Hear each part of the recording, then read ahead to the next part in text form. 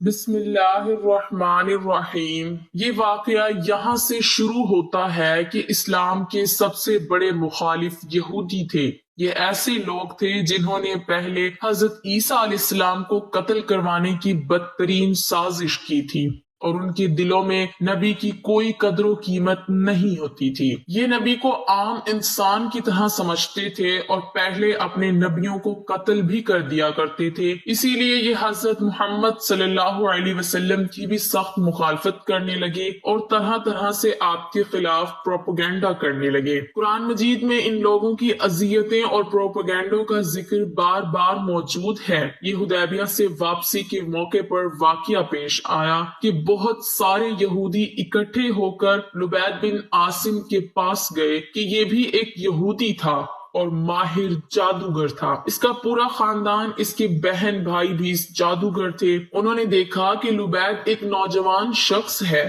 جو یہودی بھی ہے، سمجھدار بھی ہے اور طاقتور بھی ہے۔ اس کے ذمہ لگایا کہ محمد صلی اللہ علیہ وسلم جو نبوت کے دعوے دار ہیں، انہوں نے ہم سب پر جادو کر رکھا ہے اور ہمارے نوجوانوں کو یرغمال بناتے ہیں، ان کے اوپر جادو کرتے ہیں۔ افسوس کی بات یہ ہے کہ ہم ان پر جب بھی جادو کرنے کی کوشش کریں تو وہ ہمارے اوپر الٹ ہو جاتا ہے، خود اس کی نحوست میں گرفتار ہو جاتے ہیں۔ ہم تمہیں بہت ساری قیمت ادا کریں گے اگر تم ہمارا یہ کام کر دو کہ حضرت محمد صلی اللہ علیہ وسلم پر جادو کر کے ان کا زور ختم کر دو۔ لبید بن عاصم نے اس بات کی حامی بھر لی اور بظاہر اسلام بھی قبول کر لیا۔ یہ اعلیٰ درجے کا منافق تھا اور نبی سے محبت کا دعوے دار بھی تھا، بلکہ بعض لوگوں نے لکھا ہے کہ یہ حضرت محمد صلی اللہ علیہ وسلم کا خادم بن کر ساتھ رہا۔ اس دوران اکثر یہ محمد صلی اللہ علیہ وسلم کے مبارک بال اور کنگھا وغیرہ اٹھا کر لے جایا کرتا تھا۔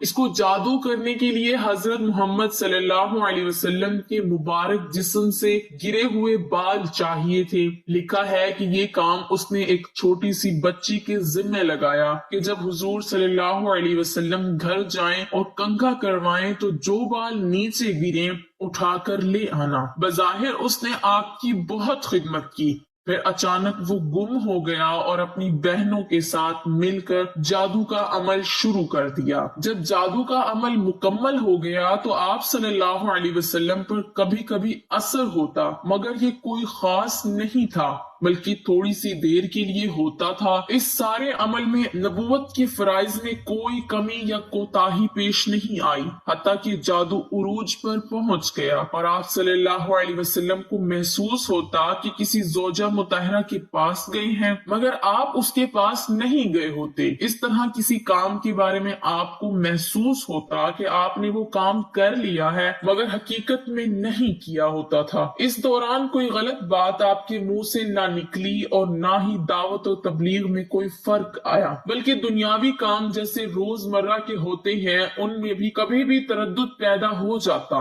جب اثر بڑھنے لگا تو آپ صلی اللہ علیہ وسلم کافی بیمار ہو گئے اور ایک روز آپ نے خواب میں دیکھا کہ دو شخص آپ سے ملنے آئے، ایک پاؤں کی جانب بیٹھا تھا اور دوسرا سر مبارک کی طرف بیٹھا تھا۔ جو سر کی طرف بیٹھا تھا اس نے دوسرے سے پوچھا کہ ان کو کیا ہوا ہے، تو دوسرے نے جواب دیا کہ ان پر جادو کیا گیا ہے۔ پہلے نے کہا کس نے جادو کیا ہے، تو دوسرے نے کہا ان پر لبید بن عاصم جو قبیلہ بنو زرع کا ایک شخص ہے اور وہ منافق ہے، اس نے جادو کیا ہے۔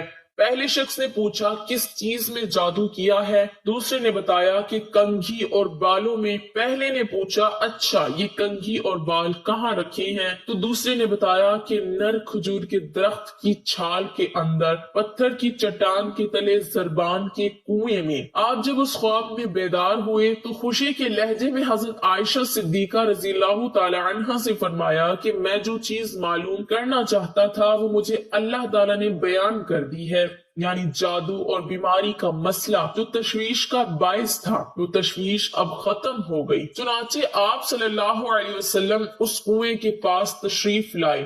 مگر اس میں پانی بھرا ہوا تھا، اور بعض روایات میں لکھا ہے کہ اس کا پانی زرد ہو چکا تھا۔ یہ شاید جادو کی اثر کی وجہ سے تھا۔ آپ واپس تشریف لے گئے اور 2 صحابہ یعنی حضرت سیدنا علی المرتضی کرم اللہ وجہہ اور حضرت عمر رضی اللہ تعالی عنہ کو بھیجا کہ وہ جادو والی یہ اشیاء نکال کر لے آئیں۔ بعض روایات میں ہے کہ آپ نے خود ہی نکال لی تھی، اور جب وہاں پہنچے تو ان درختوں کا منظر بالکل ایسے تھا جیسے وہ شیطان کے سرہوں اور جادو کے اثر کی وجہ سے کنویں کا پانی بالکل میلا اور گدلا ہو چکا تھا، جیسے کسی نے اس میں مہندی ڈال رکھی ہو۔ یہ جادو کی ہوئی چیزیں لے کر حضرت علی رضی اللہ تعالی عنہ حضور نبی کریم صلی اللہ علیہ وسلم کے پاس تشریف لائے، اور اسی دوران حضرت جبرائیل علیہ السلام بھی تشریف لا چکے تھے۔ انہوں نے آپ صلی اللہ علیہ وسلم کو سکھایا کہ آخری 2 سورتیں یعنی سورۃ الفلق اور سورۃ الناس کو پڑھیں اور ان گرہوں کو کھولیں۔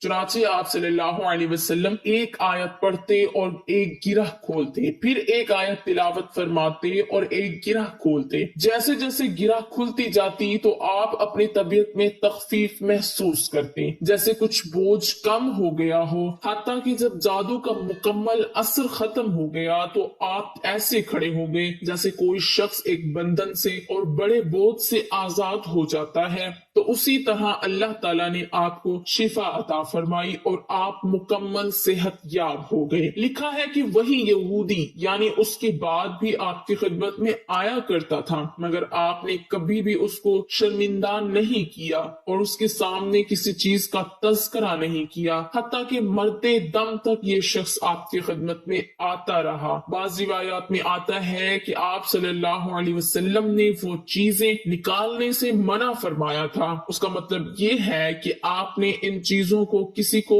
دکھانے سے منع کیا تھا۔ جب جادو کا اثر ختم ہو گیا تو ان چیزوں کو فوراً زائل کر دیا گیا۔ آپ سے کسی شخص نے کہا کہ آپ ان چیزوں کو ظاہر کریں تاکہ لوگوں کو ان یہودیوں کی اصلیت کا چہرہ معلوم ہو سکے، مگر آپ صلی اللہ علیہ وسلم نے فرمایا، جس کا مفہوم کچھ اس طرح تھا کہ مجھے اللہ تعالیٰ نے شفا عطا فرما دی ہے اور مجھے یہ چیز پسند نہیں کہ برائیوں کو پھیلاؤ اور ان کا تذکرہ عام کرو۔